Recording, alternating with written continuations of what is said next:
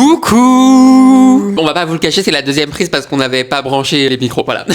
Oui, aujourd'hui, nouvelle vidéo, guys. On s'est dit qu'on allait reprendre un concept qu'on a déjà fait par le passé. Voilà, pour Valentino. Pour Valentino.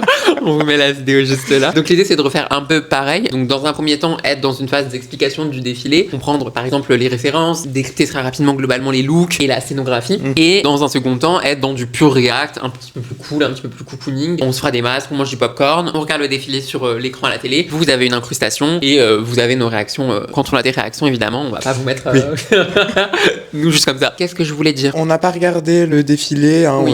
Depuis qu'il est passé, vous vous doutez bien qu'on a déjà vu les. On a vu des images. Voilà, quoi, c'est ça. Mais on a tout fait de tête, on a tout là en mode allez hop, petite note. Et maintenant on vous les ressort. On allait voir vite fait ce que Roseberry il avait dit. Ouais, on a été voir un petit peu ce qui avait été dit du point de vue Voilà. de l'inspiration, tout ça. Mais c'est vrai que du coup, on n'a pas regardé le défilé pour faire la vidéo. On a vu quelques extraits forcément parce que comme tout le monde, on est sur les réseaux sociaux. Voilà. Parce qu'on est de grandes influenceuses. Ce n'est pas un partenariat d'ailleurs. Voilà. Nous n'avons pas de partenariat avec qui que ce soit sur YouTube à ce jour. Après, si Roseberry passe Voilà, par là. si Roseberry ou d'autres passent par là. Et Enfin, on a moins d'une main de lui, quoi. Donc, voilà, si on tu a veux, enfin, je veux dire, Daniel, on est là, Daniel. quoi. Coucou, enfin, on peut prendre le thé. On peut prendre un petit tea time au Meurice par exemple. Pourquoi pas? Pourquoi Comme ça, pas? Pourquoi sorti au pas? hasard. Mais en tout cas, voilà, il n'y a pas de partenariat. Si jamais un jour il doit y avoir, de toute façon, vous serez au courant. Si jamais il y a des marques qui veulent nous contacter pour qu'on fasse des vidéos sur leur marque, que ce soit réagir à leur défilé ou d'autres formats qu'on peut faire, n'hésitez pas. Par contre, ne vous attendez pas à ce qu'on soit hypocrite. Si on critique, c'est qu'il y a à critiquer. Et de toute façon, on n'est jamais dans la méchanceté gratuite. S'il y a de la critique, c'est qu'elle est construite. Donc s'il y a un problème, c'est vous, pas nous. Je pense qu'on peut recommencer. Oui, on peut recommencer. Oui, on l'a dit, hein, oui, c'est le défilé Ouais. Schiaparelli haute couture de janvier 2026. C'était un lundi à 10h, c'est tout ce que je peux vous dire, je me rappelle plus de la date précise. Mais en Au tout cas, Petit Palais. Au Petit Palais, voilà, exactement. Et non, il n'y Il y avait avait pas pas, Rachida Dati, puisqu'elle était plus ministre de la Culture. Exactement, parce qu'on la voit à chaque fois, cette. En tout cas, je l'ai pas vue, en tout cas, moi, mais si elle était là, bon, voilà. Je sais pas ce qu'elle fout là, mais oui. Qu'est-ce qu'elle fait là, Et qu'est-ce qu'elle celle-là Je te laisse relancer, du coup, Ouais, je vais relancer. le sujet. Donc, défilé Schiaparelli, c'est quoi le titre déjà? C'est Extase et Agonie, oui, c'est vrai. Extase et Agonie par Daniel Roseberry, qui est le directeur artistique de Schiaparelli depuis. Quelques années maintenant. Voilà. C'est en gros ce défilé une petite visite à la chapelle Sixtine. Et en tout cas pour ma part, notamment dans une certaine confrontation de la fresque de Michel-Ange. Et il faut pas. Enfin, je vais un peu vite aussi. Alors j'avais mieux expliqué quoi. Ouais. Bon, c'est pas grave. En fait, dans ses visuels, dans ce qu'il a voulu nous retranscrire par rapport à son petit voyage, et d'ailleurs tu vas nous expliquer ce voyage juste après très très bien, c'est que il est vraiment pas du tout dans une inspiration visuelle directe et figurative comme on pourrait le penser, mais vraiment dans quelque chose d'une première sensation, de texturé, de presque cosmique, enfin oui même presque orgasmique. C'est pas du tout quelque chose de direct au sens classique qu'on pourrait penser. D'ailleurs c'est pas du tout quelque chose d'hyper littéral par rapport au style de la Renaissance ou des trucs comme ça. Là on est vraiment dans... Bah, il a pas cherché à faire du figuratif. C'est ça. Ce qui est expliqué dans la note d'intention de Roseberry, c'est que le défilé aurait été inspiré par une visite de lui-même à la chapelle Sixtine. Moi, j'ai trouvé que c'était en octobre 2025, mais rien n'est sûr, hein, vous le savez, on est sur internet. Et donc, lors de cette visite, et t'en parlais très justement, il aurait eu une espèce d'épiphanie en contemplant les murs latéraux et le plafond de la chapelle Sixtine. Et justement, il n'aurait pas cherché à créer un rapport entre son défilé et la chapelle qui est très représentatif, iconographique, figuratif, mais véritablement quelque chose plus de l'ordre de l'abstrait et du sensoriel. L'idée, c'était de reproduire un petit peu cette épiphanie. Et ce qu'il dit lui-même, d'ailleurs, me semble-t-il, dans sa note d'intention, c'est que son objectif, c'est de ne pas penser la couture et ce qu'il est en train de faire, mais d'être vraiment dans une production instinctive du vêtement et pas forcément dans une recherche concrète comme peuvent le faire d'autres créateurs, passer par des étapes de croquis, retravailler, chercher un peu à droite à gauche des trucs qu'il avait envie de reproduire dans ce défilé. C'était justement cette épiphanie qu'il avait eue. Donc reproduire la sensation plus que l'objet en lui-même, quoi. Et d'ailleurs, petit tour un petit peu histoire autour de ces fresques de la chapelle Sixtine. Les murs latéraux de la chapelle et le plafond ne sont pas peints par les mêmes personnes. L'ensemble, en tout cas, forme une sorte de programme iconographique didactique qui raconte une histoire dans l'objectif d'une élévation, qu'elle soit spirituelle, physique, sociale ou quoi que ce soit. On a dans un premier temps Botticelli qui va illustrer la vie de Moïse, Ghirlandaio qui va illustrer l'appel de Saint Paul, et Perugino qui va lui faire le Christ remettant les clés à Saint Pierre. Et ces fresques, du coup, créent une histoire linéaire, conforme à l'esthétique de l'époque de la Renaissance, avec un objectif derrière derrière, de créer un ensemble visuel religieux pour les illettrés de l'époque qui ne savaient pas lire du coup les textes bibliques, pouvoir justement comprendre ce récit religieux et l'intégrer dans son espace socioculturel, dans sa pratique, dans en tout cas sa perception du monde et des choses. Et face à ça, du coup, dans une sorte de dichotomie, on a le plafond qui répond directement aux murs latéraux, qui lui, du coup, comme beaucoup de gens le savent, a été peint par Michel-Ange et qui rompt radicalement avec la manière dont les murs latéraux ont été pensés, puisque le plafond qui représente du coup le jugement dernier délaisse un petit peu cette narration didactique, donc qui a pour objectif l'élévation, au profit d'une vision plus contemplative. On rejoint la Daniel Roseberry avec sa grande épiphanie sur les sens, et on y retrouve d'ailleurs des figures assez reconnaissables. On a beaucoup d'hommes avec des torses très contorsionnés, très allongés, très puissants dans le mouvement. On a des prophètes extrêmement visuellement monumentaux. On va aussi retrouver les figures traditionnelles de la religion avec les damnés, on est dans le jugement dernier, qui composent tous une anthropologie plastique du corps dans une forme de tension qui rend les corps à la fois, pour reprendre le titre du défilé, dans une forme d'agonie par exemple pour les damnés et dans une forme d'extase pour ceux qui ont obtenu leur place au paradis. Une tension de corps d'ailleurs qui figure le maniérisme dont tu as déjà parlé dans une vidéo précédente. Et donc du coup, pourquoi est-ce que Roseberry s'inspire de ça? C'est parce que pour lui, la couture doit faire ressentir quelque chose avant de produire quelque chose qu'il faut comprendre. D'ailleurs, on est désolé Daniel Roseberry, mais ici on va pas du tout respecter ce que tu voulais faire, puisqu'il ne voulait pas faire un défilé qui sert l'intellectuel, mais un défilé qui sert la sensation et le sensoriel. On fait tout l'inverse, on réactive l'intellectualisation et on est vraiment dans une analyse très académique du défilé. Et d'ailleurs, pour reparler encore de ce plafond, d'ailleurs, petit fun fact, soi-disant, Michel-Ange l'avait fait en une nuit, il est rentré dedans et le lendemain, hop, il avait tout peint. Voilà l'ego des âmes. Roseberry, en fait, il veut insister sur ce basculement. Donc, face au plafond, qui est littéralement une lecture narrative, et d'ailleurs, il n'y a pas de sens forcément religieux aux histoires qui sont racontées, et bah, ça va complètement disparaître au profit d'un choc plus émotionnel. Comme tu le disais tout à l'heure, les corps, ils sont en mouvement, avec le maniérisme, avec tout ça, donc notamment pour le plafond. Cette tension des corps qui vont être tirés, déformés, toujours dans un certain mouvement, en fait, constant. Et ça va permettre de mettre en scène une humanité instable qui va forcément être traversée par des forces qui vont être complètement opposées, comme tu le disais. Donc, l'élévation, la chute, ou encore la violence et l'extase. Et donc, du coup, à la fois la chapelle Sixtine, mais aussi le défilé, vont constamment jouer sur la tension dichotomique entre quelque chose de bien, entre guillemets, et quelque chose de mal de l'autre côté. C'est pour ça d'ailleurs que le titre met en exergue une dichotomie, puisque l'extase relève de quelque chose de jouissif, de quelque chose de positif, de bon, de bénéfique, là où l'agonie est plutôt proche de quelque chose de l'ordre de la souffrance, de la mort, de quelque chose de plus sombre en tout cas. On associe un petit peu plus la lumière à l'extase et l'ombre à l'agonie, et c'est ça que le défilé va tenter de mettre en scène, cette espèce de dichotomie, à travers notamment la création d'un espèce de bestiaire, de créatures hybrides entre plusieurs choses, des reptiles, des arachnides. Chaque silhouette va articuler cette dialectique dichotomique entre d'un côté l'agonie, avec quelque chose de menaçant, quelque chose qui met en tension, et l'extase, tu le disais, qui relève d'une sorte d'élévation, d'exubérance un petit peu céleste. À travers ce défilé, la haute couture ne relève plus de quelque chose de l'ordre de la fonction, c'est-à-dire être dans une forme d'intellectualisation du mouvement, mais plutôt de quelque chose de phénoménologique, puisque c'est l'idée de créer quelque chose de sensoriel. On est dans un espèce de laboratoire d'expérience où la chose qui compte, c'est pas la recherche, c'est la sensation de rechercher quelque chose et de pouvoir mettre une sensation en bouteille. C'est comme si on prenait l'amour, le sentiment de l'amour, et qu'on le mettait en bouteille. C'est ce que Daniel Roseberry a tenté de faire, c'est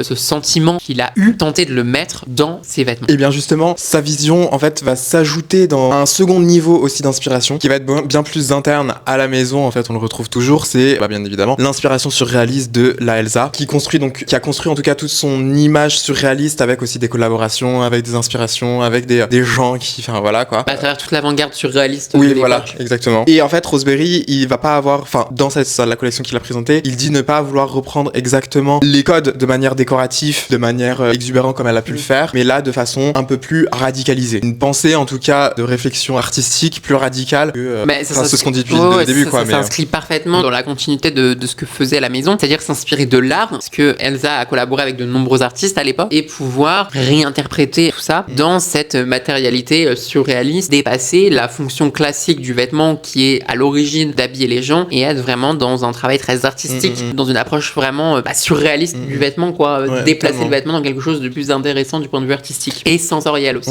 Et justement par rapport à ça, c'est grâce à tout ça qui va constituer son troisième axe qui lui va être sur la nature, où ça va être réalisé de façon non réaliste, où justement on va mettre en scène et mettre en pratique tous ces trucs de j'extrapole sur la chapelle, j'extrapole sur le travail d'Elsa, etc. Je mets la nature dedans et regardez ce que ça fait. Voilà, c'était le troisième axe qu'il a dit. Et avec tout ça, il va créer du coup une espèce de bestiaire qu'il a nommé d'ailleurs, si je dis pas de bêtises dans sa note d'intention, Infantas Terribiles, qui du coup a traversé toute la collection, ce bestiaire, et qui du coup constitue l'enjeu plastique et toute la mise en tension de la collection. On retrouve du coup des créatures hybrides, des scorpions, des serpents, des chimères arachnéennes ou reptiliennes, avec des dards, des queues, et c'est pas dans l'idée de quelque chose d'une fantaisie ou d'une provocation bête sans sens derrière, c'est vraiment dans cette idée de manifester l'instinctivité. Ces créatures sont nées de ces croquis et des sensations qu'il a pu ressentir, et justement cette présence d'animaux, d'insectes plus liés de l'ordre de la menace, tu vois, ils ont quelque chose d'assez menaçant avec justement cette idée que beaucoup de ces animaux-là, les serpents, les araignées, les scorpions, tout ça, soient venimeux. Il y a quelque chose de l'ordre de la pulsion. Le venin ne sert pas d'accessoire à tous ces animaux, à tous ces vêtements aussi du coup, mais il fait partie dans le défilé de cette construction comme pulsion de la silhouette, et c'est une menace organique qui va habiter et définir la forme. Un scorpion, on sait qu'il est venimeux parce qu'on associe le fait qu'il ait ce gros dard à justement ce venin-là, et donc les créatures qui traversent le défilé de Daniel Roseberry deviennent menaçantes dans le sens où elles reprennent justement ces codes de la menace liés justement à ce poison et compagnie. Le poison ici n'est pas quelque chose de l'ordre du bête, mais vraiment quelque chose de réfléchi, dans le sens où on réactive un petit peu tout l'imaginaire lié à la menace, et ça reprend à la fois l'extase parce que c'est quelque chose de très beau, c'est travaillé pour être beau, mais en même temps de l'agonie puisque le poison tue. D'ailleurs, le corps dans cette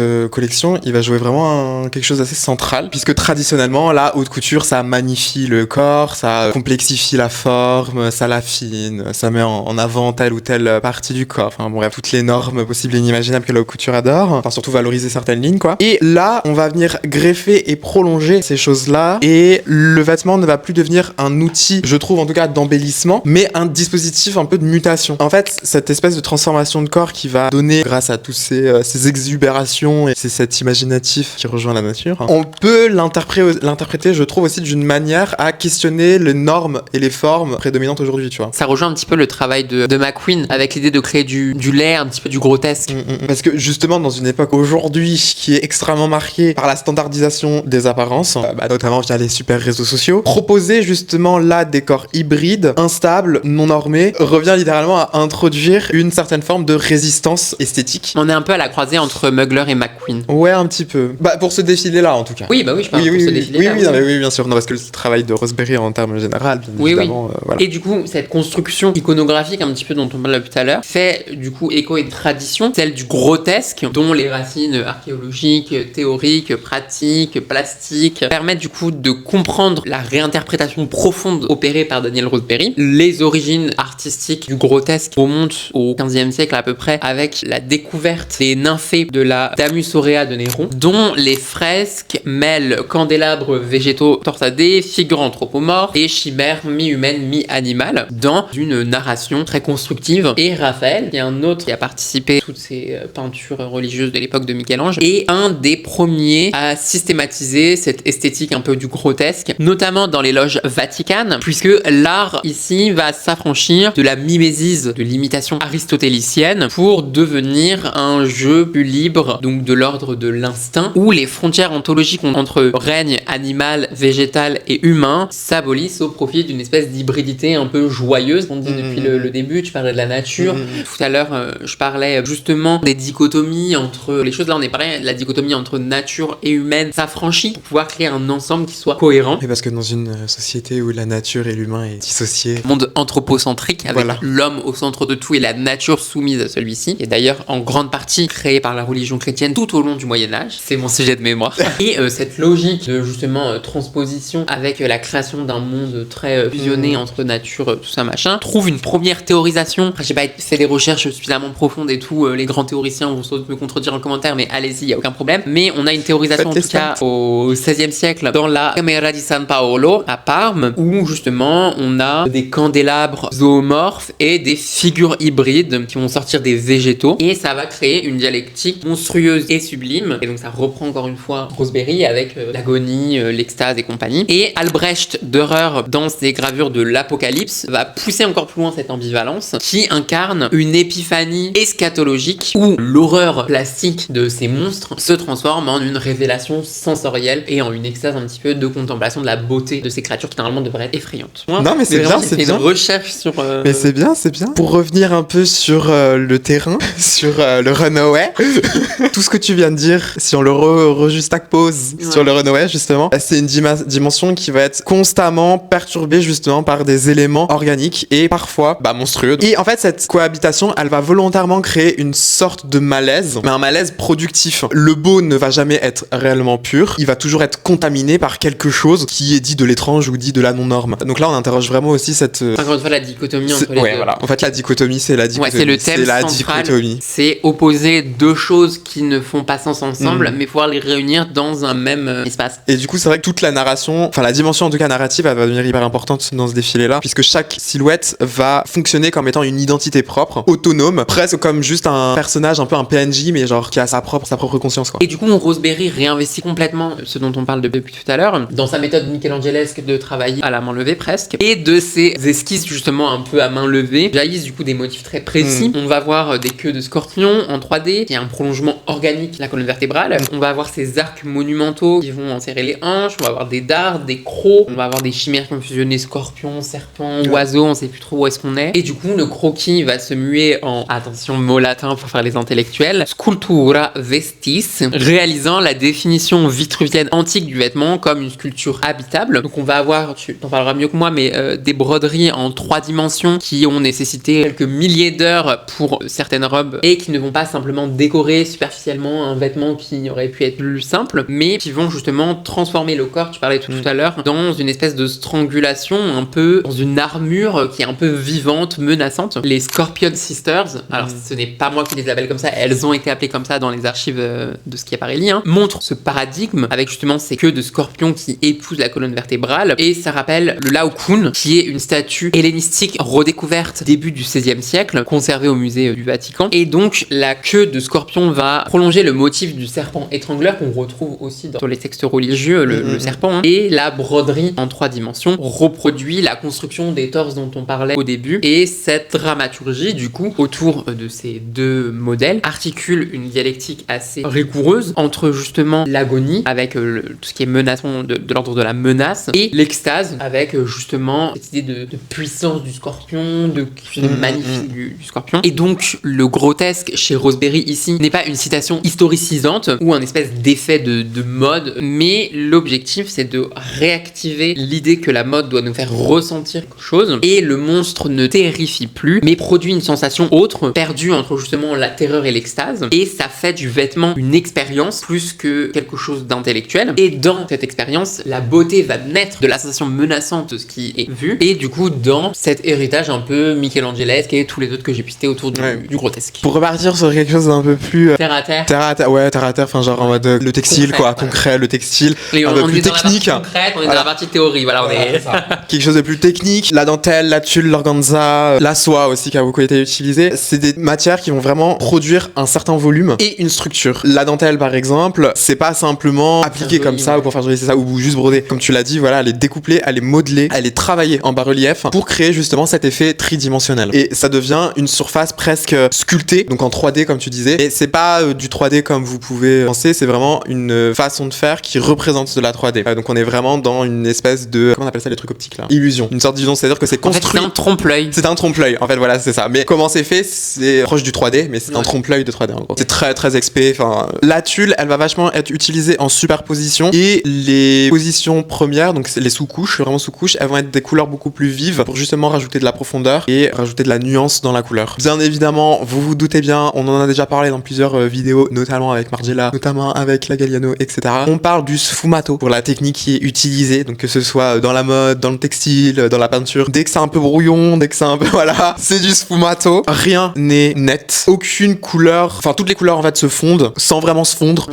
peu dichotomique, encore une fois. Ça reprend beaucoup les motifs animaliers. C'est ça aussi. Dans le fait que rien n'est précis en fait. Exactement. Et pourquoi rien n'est précis? C'est simplement pour les vibrations, puisque sans vibration de couleur dans la nature, tu crèves. Parce que tu ne peux pas te cacher, tu ne peux pas envoyer un message, etc. Et là, dans cette collection, on a vraiment voulu jouer aussi avec cette vibration de couleur qui est créée naturellement, normalement, Par la biologie animale. Les plumes qui vont être utilisées. Alors, faut savoir que rien ne vient de truc animal. Tout est fait, tout est synthétique, oui, ça. On peut faire du très bon synthétique. Exactement. Dans les années 70, on faisait du très bon synthétique. Exactement. On a juste arrêté d'en faire. Pour, évidemment, l'idée d'une cohérence avec l'idée d'animer la nature et compagnie. Voilà, oui, ça serait un peu dichotomique. Voilà. Donc, les plumes, elles vont jouer un roseberry assez central. Un rôle assez central. Elles vont être réalisées et recréées en soie, qui va être ensuite peinte à la main et aussi traitée avec de la résine combinée à des cristaux. On est vraiment sur de la haute couture. En fait, voilà, quand on vous dit. Il y a vraiment un travail important et une réflexion aussi autour de la matière. C'est ça. Du coup, représenter quelque chose qui existe sans utiliser ce qui existe, ça demande forcément plus de travail parce qu'on aurait pu simplement utiliser des oiseaux et arracher toutes leurs plumes. Mais on a dit no. Les textures, elles vont volontairement être extrêmement contrastées. On va avoir des trucs assez doudous avec des trucs un peu plus cuirassés. Donc des surfaces lisses, presque irréelles, et d'autres qui vont être extrêmement chargés, extrêmement brouillons, extrêmement agressifs visuellement. C'est encore l'idée de la dichotomie. Pour finir quand même sur les couleurs, la palette chromatique, elle va reposer uniquement sur le contraste. Ça, c'est hyper intéressant parce que c'est très dur à faire de jouer sur le contraste. Il y en a beaucoup qui devraient. D'un côté, on va avoir des tons très sombres, parfois très profonds, qui vont rappeler les peintures justement religieuses, donc les côtés sur notamment, qui vont créer vraiment une base extrêmement dramatique. Et de l'autre, des couleurs qui vont être beaucoup plus saturées, donc du rose, bleu, jaune, safran, inspirées pour le coup là des oiseaux exotiques et non pas des reptiles ou des rampants. Des couleurs qui vont plus être utilisées pour de la décoration, plus que pour des points visuels simples ou violents. On est vraiment dans la reproduction du pelage ou du plumage des animaux, plus que pour faire beau sur un vêtement, quoi. Exactement. Même si forcément ça donne un coup de fouet. C'est beau parce que c'est beau. Exactement. Et ça rejoint forcément l'idée de renforcer sa patte, quoi. Tu t'en as parlé après, voilà, la dimension sur le plan technique, c'est un savoir-faire de ouf. Ça a été énormément d'heures, tu l'as déjà dit. Au-delà d'ailleurs de la virtuosité de toutes les techniques qui ont été utilisées, il y a énormément de choses qui ont été utilisées et qui n'ont jamais, entre guillemets, été présentées, enfin, qui ont été faites, mais qui n'ont jamais été vraiment présentées. En tout cas, pour une première comme ça, en haute couture et tout. Donner l'illusion, par exemple, d'un mouvement, créer certains volumes rigidifiés, défier aussi avec la gravité, le fait que ce soit rigide, brouiller la frontière entre la surface et la structure. Enfin voilà, Iris l'avait fait, mais c'est vrai qu'à part. En fait, il y a très peu de gens qui travaillent autant de nos jours. En fait, quand on regarde les défilés haute couture, il y a très peu de gens qui tentent d'être dans une recherche, dans une narration de quelque chose, ou dans l'émotionnel, comme ça peut être le cas chez Daniel Roseberry, parce que ça demande beaucoup de recherche, ça demande beaucoup de travail et beaucoup d'argent forcément. Ouais. Et donc de moins en moins font cet effort-là. Mais c'est important que la haute couture reste un endroit où on n'est pas juste dans faire des vêtements pour faire des vêtements, mais dans quelque chose de plus intéressant, parce que c'est un phénomène culturel, artistique, avant d'être un phénomène vestimentaire. C'est d'ailleurs pour ça que le prêt-à-porter est né, c'était pour rendre les vêtements plus accessibles dans une certaine mesure. Mais du coup, si la haute couture ne se différencie plus du prêt-à-porter, à quoi est-ce qu'elle sert? Pour ce qui est de la scénographie, on continue évidemment avec la notion de dichotomie entre ombre et lumière, entre agonie et extase. Pour l'agonie, on a une obscurité qui est périphérique au Runaway. On a aussi l'idée de la lenteur, de l'attente du défilé, parce que si je ne dis pas de bêtises, mais on verra, il me semble que c'est mannequin par mannequin et les silhouettes émergent de la pénombre parce que tout n'est pas éclairé. Et pour ce qui relève de l'extase, on a une épiphanie centrale avec les douches de lumière, une lumière presque de l'ordre du zénith, quoi, qui va notamment sculpter toutes ces créatures du bestiaire de Roseberry. La scénographie opère comme un dispositif perceptif qui est essentiel dans la volonté créative de Roseberry, puisque du coup ça prolonge cette idée de sensorialité, donc le passage de l'image didactique à l'expérience, et on est loin de la mise en scène ostentatoire comme peuvent le faire par exemple au hasard Galliano ou McQueen, mais on est vraiment dans l'idée de créer une contrainte visuelle, un petit peu comme c'était le cas pour Valentino d'ailleurs à la même saison, ce qui est assez drôle du coup de voir qu'il y a eu ce côté de travailler le regard. Est-ce que du coup c'est pas dans justement cette société hyper connectée, hyper réseaux sociaux, l'idée de réinterroger la manière dont on regarde, la manière dont on ressent, c'est hyper intéressant de pouvoir le transcrire sans être premier degré, tu vois, ce qu'on disait aussi sur le défilé Valentino, c'est qu'on n'est pas trop premier degré dans l'interrogation du regard. Michele, il était dans justement le Kaiser Panorama et compagnie, réduire le regard. Là, Daniel Roseberry, il veut transcrire la sensorialité dans le regard et du coup ça transforme le défilé en un espèce de rituel presque liturgique, à la fois parce que ça reprend du coup l'imaginaire iconographique de la chapelle Sixtine qui se base sur un imaginaire biblique, et en même temps parce que dans la mise en scène et dans la scénographie on a quelque chose de presque de l'ordre d'un petit peu de la magie, du féerique. Dans le Petit Palais, on est dans une grande salle un peu monumentale avec des moulures au plafond puisqu'on est haussmannienne, qui est intégralement tapissée d'une espèce de moquette noire. Les fenêtres sont évidemment masquées et donc l'obscurité va reprendre un petit peu le topos de la grotte dans la République de Platon, mais cette fois-ci inversée, puisque l'ombre, la pénombre n'est pas une prison pour les ombres, pour les personnages comme c'est le cas dans le livre de Platon, mais c'est une antichambre, une salle d'attente pour la révélation à venir justement de ces figures. Et du coup les mannequins défilent dans une procession particulière, donc je le disais, elles émergent de l'ombre dans la dans la périphérie du runway pour converger vers le centre où il y a une douche de lumière qui les met en valeur pour ensuite retourner dans l'ombre. Et aussi, petite note sur l'invitation, j'ai vu circuler que c'était un pendentif de serpent avec des ailes, donc ça reprend un petit peu il me semble, l'Ouroboros, un petit peu l'idée d'une relique, je ne sais plus de quelle tradition polythéiste est l'Ouroboros, mais ça doit être aztèque ou inca, en tout cas d'Amérique du Sud. Ça met déjà en perspective le côté un petit peu rituel magique. Il y a une dichotomie entre le serpent qui est terrestre et le fait qu'il ait des ailes, et donc on a un passage de cette périphérie obscure au centre de la lumière, et donc c'est un dispositif théorique qui est incarné. La scénographie contraint le regard à une espèce de pédagogie de l'attention. Elle reproduit l'expérience de la chapelle Sixtine qu'a vécu Rosebery avec les murs et l'idée de regarder en haut, et la matérialité dialectique des récits entre l'agonie et l'extase, et donc le petit palais devient une espèce de templum novum où la couture ne défile plus mais crée véritablement un moment de questionnement émotionnel sur cette dichotomie. Vraiment dichotomie maître modèle. Ouais, je crois qu'on l'a dit 50 fois. N'hésitez pas dans les commentaires à écrire noter dichotomie. le nombre de fois où on a dit dichotomie. Non mais ouais, non mais en fait il nous a juste donné une petite masterclass sur la dichotomie. Ouais voilà, c'est fait, tout. J'ai rien de plus, hein, ouais. J'avoue. Après j'ai fait une petite conclusion, mais bon. Vous voulez ma petite conclusion? Allez, je vous donne ma petite conclusion. La collection ne cherche absolument pas à répondre à des codes habituels de la mode. En tout cas, en termes de possibilités, de création, etc. Ou en tout cas aussi de désirabilité immédiate. Tu l'auras pas tout de suite par Scorpion. Là, on nous propose une couture qui va littéralement être dans une expérimentation, capable aussi de produire de nouvelles formes, ou en tout cas d'ouvrir enfin cette boîte de Pandore qui est les nouvelles technologies. Quand on parle de nouvelles technologies, c'est les techniques de fabrication c'est ça, exactement. artisanale. C'est ça le même prénom. On a vraiment des expériences du coup sensorielles, artistiques, créatives extrêmement fortes qui vont se dégager en tout cas de ce défilé-là, en s'appuyant notamment sur Michel-Ange. Rosebery va pas simplement donner un exercice de citation, mais tenter de trouver une sorte d'intensité comparable, une capacité de transformer le corps comme un lieu de tension, de transformation et de contradiction. Et pour finir, comme je vois que vous êtes à fond dans ma conclusion, on est tous à fond là. dans ce sens, parce que oui,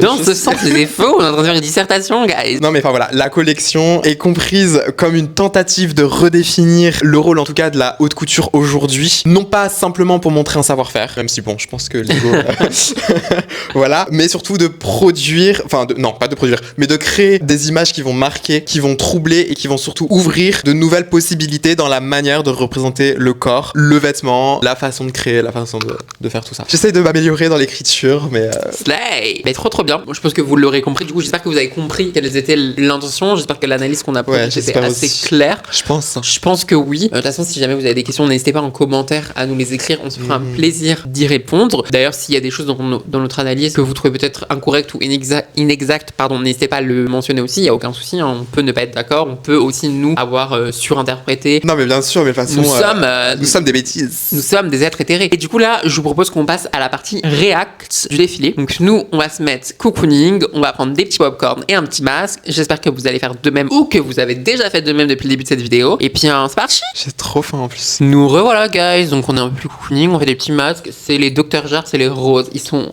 fermés ça. Voilà. Ce n'est pas une collaboration, évidemment. Du coup, nous, on a le défilé sur la télé. Vous, il sera juste là entre nous deux. Puis, on va lancer. En plus, ça commence directement. On n'a pas le temps. Chez Valentino, on avait du temps de se poser. Là, c'est à peine on lance la vidéo, crac, on est dedans. Donc, écoutez, c'est parti. J'aime trop les vestes de tailleur comme ça. On déjà sortent pas une par une. On s'était trompé. Mais il y a un truc très lent. On s'est filmé un peu bizarrement. J'avais adoré les talons sur ce défilé. Tu sais, avec des petites têtes d'oiseaux là. J'aime pas trop. C'est pas mal ça. À quel Fanta? Non, l'autre. Alex, très monumental. Ça reprend, tu sais, les culs des oiseaux là. Ouais. J'adore le travail du pli, c'est. De la France. Pardon, excuse-moi. Je suis pas fan. Mais je capte l'idée. Ouais, le fameux scorpion. C'est fou quand même d'avoir eu cette idée là. Comme ça, ouais. J'aime bien son espèce de petit boléro là qu'elle a. Moi, je suis un peu anti-boléro. Peut-être mariage t'a traumatisé. Exactement. Des plaids comme ça. Ah, je préfère le scorpion noir que le scorpion blanc. Non, je préfère le blanc. Ah ouais? Ouais. Ça, c'est trop beau. J'adore cette robe là. Elle est magnifique. J'aime bien le fait que ce soit inversé. Le volume, il est devant, pas derrière. Ouais. Les robes sont très très belles sur ce défilé, je trouve. Et puis ça change de ce que Rosebery fait souvent. Dans le sens où Rosebery, c'est très travail du métal, de l'or et compagnie là. Ouais, le dard. Le travail derrière, enfin. C'est fou. Je suis moins fan, tu vois, par exemple. On dirait un peu. Ça, j'adore. Les dards comme ça qui sortent au niveau des seins, je kiffe. J'en veux pour dans la rue quand les hommes font chier. C'est des crocs, non? Je sais pas, ouais. Ah, tu sais, les crocs des migales. Putain, ouais, peut-être. Ça a pas l'air simple de marcher avec, hein. Non. On dirait ta robe. J'imagine bientôt on sera au premier rang. Ouais, peut-être un jour. C'est pas Anouk. Moi j'adore les vestes de tailleur sur le défilé aussi, elles sont trop belles. Autour de la serrure. C'est quoi l'histoire de la serrure chez... Ce qu'il y a pas, Je sais plus du tout. Elle a l'air complètement folle. J'aime bien qu'il y ait des looks un peu plus de masculin. Je suis pas fan du pattern. Les petits oiseaux. C'est hyper mignon. En fait, je suis déçue parce qu'elle perd des mannequins n'incarne absolument pas.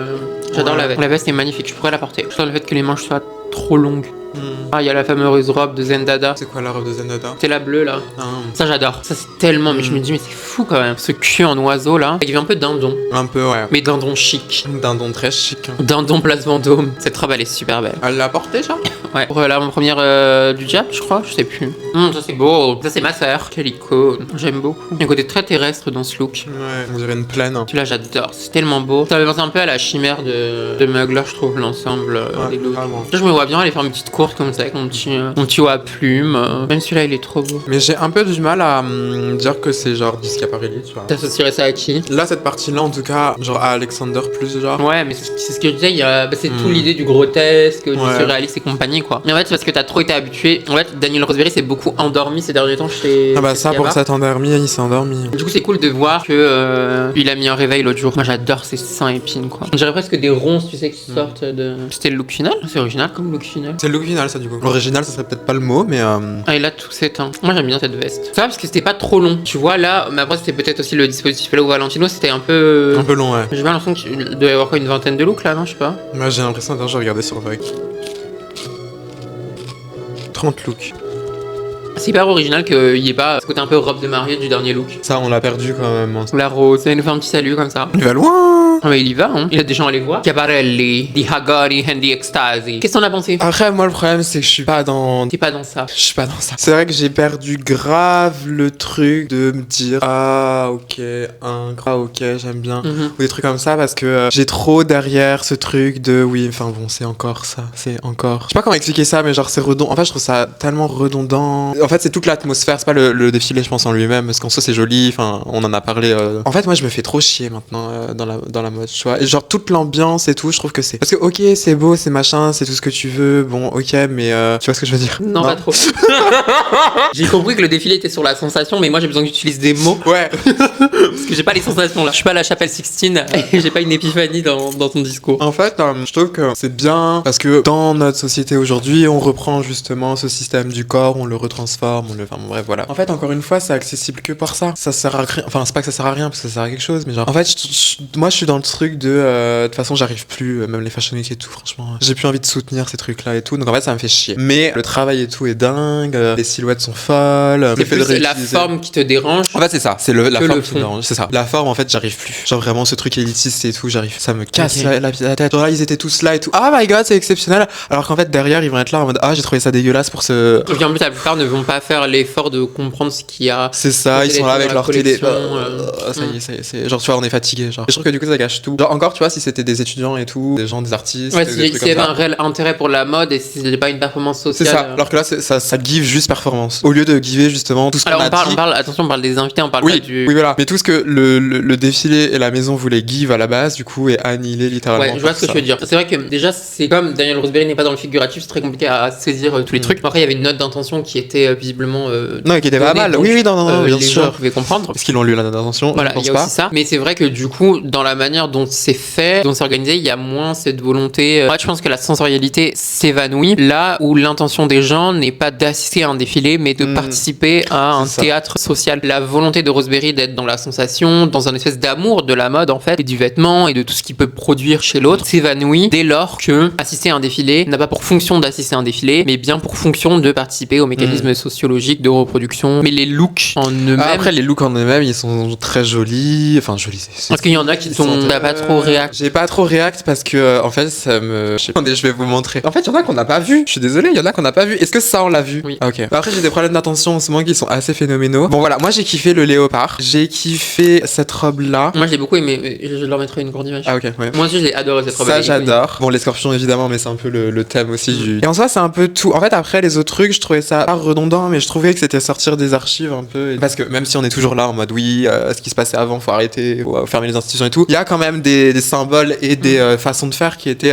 extrêmement intéressantes à utiliser. En fait, ce qu'il faut retenir, c'est qu'on peut rendre des hommages, on peut réactiver le passé, mais il faut que ça ait du sens. C'est ça. Et là, je trouve qu'il y avait du sens. Et du coup, j'ai pas ce waouh parce que ça a déjà été fait. Mais ça a une utilité, tu vois, parce que justement, on re-questionne le corps, on re-questionne la façon dont on va utiliser les textiles, dont on va placer telle ou telle chose. Même si tous les mannequins étaient littéralement maigres, mais enfin voilà quoi. Enfin, je veux dire, on est fatigué quoi. En fait, c'est la normativité quoi. Après, je suis pas gay, tu vois, donc je trouve que t'es un peu homophobe. Bref, ce qu'on disait avant que la caméra coupe et que Irina soit homophobe envers moi, le défilé. En tout cas, si je devais écrire sur 10 ans, là on est dans les années 2000, si je devais mettre un truc sur après 2025, je pense que lui, je pourrais le mettre. Tu vois, si je devais Il resterait dans ton billboard. Je pense, ouais. Okay. Parce que intéressant, on reprend des anciens trucs et tout. Je trouve que le rapport à la peinture a été très bien articulé, dans le sens où on n'a pas pris la peinture et on l'a posée. No shade tout Saint-Laurent qui est de la faire, hein, mais là on a vraiment eu un travail de réflexion autour de ce qu'on pouvait faire. Moi, des looks que j'ai bien aimé le côté du travail des tailleurs, comment ils étaient construits, notamment avec ces prothèses d'exubérance. En bref, la robe que t'as montré était pas mal. J'ai bien aussi aimé la robe de Zendada. Je trouve il était vachement beau. C'est pas le défilé où j'étais le plus excité au monde. Oui, non. De toute façon, vous savez, le défilé qui m'a excité le plus au monde. Encore une fois, évidemment, petite déception sur la non-représentativité. C'est vrai que, mais ça après c'est un phénomène global dans la mode, hein. C'est pas juste ce qui est parlé, mais je trouve à chaque fois ça manque d'incarnation. De toute façon, les mannequins aujourd'hui. On n'est pas incarné, on n'est pas, et donc je trouve que c'est dommage parce que. En fait, là où normalement un mannequin devrait littéralement être artiste du mouvement, exactement. Là, c'est juste des tringles. Tu vois, c'est pour ça que moi j'avais adoré le défilé Margiela Galliano. Ouais. Il y avait tout le monde. Enfin, il y a tout le monde. L'incarnation, il y avait. T'as l'impression que tu participais à quelque chose. Quoi. Moi, j'ai l'impression que je suis dedans, qu'il y a une histoire. Et quand le vêtement n'est pas incarné, on est un peu là en mode. Ouais, c'est chiant en fait. C'est comme aux superstars là qui vont sur des tapis rouges et tout, qui portent une robe et qu'en fait ils n'incarnent pas. Mais voilà, t'as préféré Valentino ou ce qu'il n'y a pas du coup? Et sur la forme, j'ai préféré Valentino. Sur le fond, j'ai préféré Kappa. Forme, chez Valentino, ce que t'as aimé c'était. Ce que j'ai aimé c'était. La scéno dans le sens où, oui, c'était élitiste. Donc, c'était anonyme. Hein. Tu vois ce que je veux dire? Il y avait une sorte d'anonymat derrière le truc et qui fait que forcément on est moins tenté de voir ce qu'il y a derrière. La question du regard et tout. Voilà, exactement. Le fond, justement, la représentation du changement, du corps, de l'ambivalence. Toi, t'as préféré quoi? Moi, j'ai aimé les tenues de Schiaparelli, mais j'ai préféré l'analyse critique et sociologique du défilé Valentino dans la mise en scène. Mais c'est vrai que j'aime bien aussi le fond théorique derrière Schiapa. Mais du coup, sur le défilé en tout cas, je trouve qu'il est moindre que chez Valentino. Mais en même temps, Valentino, si tu le sors de la scénographie, il n'existe plus. C'est que je pense qu'ils sont en train de tenter de trouver un équilibre. Calder, pour le moment, il n'y est pas encore. Mais c'est intéressant de voir qu'on a encore dans la mode et dans cette industrie-là des gens qui essayent d'évoluer. Voilà, donc on salue quand même le côté créatif et artistique. On pointe des angles où il y a un axe d'amélioration. Parce que c'est aussi important, et je m'adresse notamment aux journalistes et aux critiques de mode, c'est que si personne ne pointe ces petits espaces, et effectivement on peut retravailler. On peut dire qu'il faut retravailler une chose sans pour autant avoir tout détesté. J'ai pas fondamentalement détesté le défilé Schiaparelli. Juste j'estime qu'il y a des petits points qui peuvent être retravaillés pour rendre encore plus justesse à la volonté de départ. Ouais, je suis d'accord. Et donc c'est le travail des journalistes et des critiques. C'est notre travail. Alors nous ne sommes ni journalistes ni critiques, nous sommes influenceurs. Vous êtes les influenceurs. Un jour on vous racontera. Nous après on est des êtres de nuances. On aime trop nuancer tout. Et c'est un peu compliqué parfois, mais ce qui fait que du coup forcément on a mais parce qu'il y a aussi une importance de la nuance. On n'est pas dans. On peut apporter de la nuance sur de petites choses. Comme là, oui, effectivement, la mode est élitiste. On enfonce une porte ouverte. Là, c'est 3 après que les Grecs aient tout défoncé. Maintenant, faut retravailler dessus et pas juste se contenter d'un constat, quoi. Constater que la mode est élitiste. Je pense que tout le monde l'avait compris.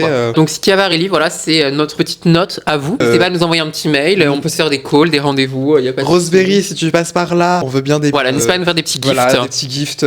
On les mettra en avant sur nos réseaux sociaux. Voilà, on fera une story, un petit reel, un petit get ready with me. Il y a aucun souci, on pourra les porter par exemple dans un prochain épisode. Aucun souci, tu nous dis. Voilà, nous on les porte dans le métro aussi, donc ça peut être intéressant. Voilà, dans la rue, dans la vie, quoi. C'est des pièces vivantes. Exactement, comme la langue en fait. Exactement, la langue de Molière, pour te plaire. Moi, tes eyes, tes ears, tes lips adorables. Tu n'as pas compris, tant pis. Et puis voilà. Ouais, voilà. Finalement. Bon, on finit sur une note d'Aya. La grande reine. Le pont Aya Nakamura. Voilà, merci bien. En attendant, nous, on vous dit pas la semaine prochaine, mais la semaine d'après. N'hésitez pas à vous abonner, à liker, à commenter, à partager. Si vous êtes arrivé jusqu'ici dans la vidéo, bravo. N'hésitez pas à dire dichotomie en commentaire. Voilà. Donnez-nous le look que vous avez préféré et donnez-nous vos impressions sur le défilé, sur la vidéo. Exactement. Donc c'est en fait. Et en attendant, on fait des bisous.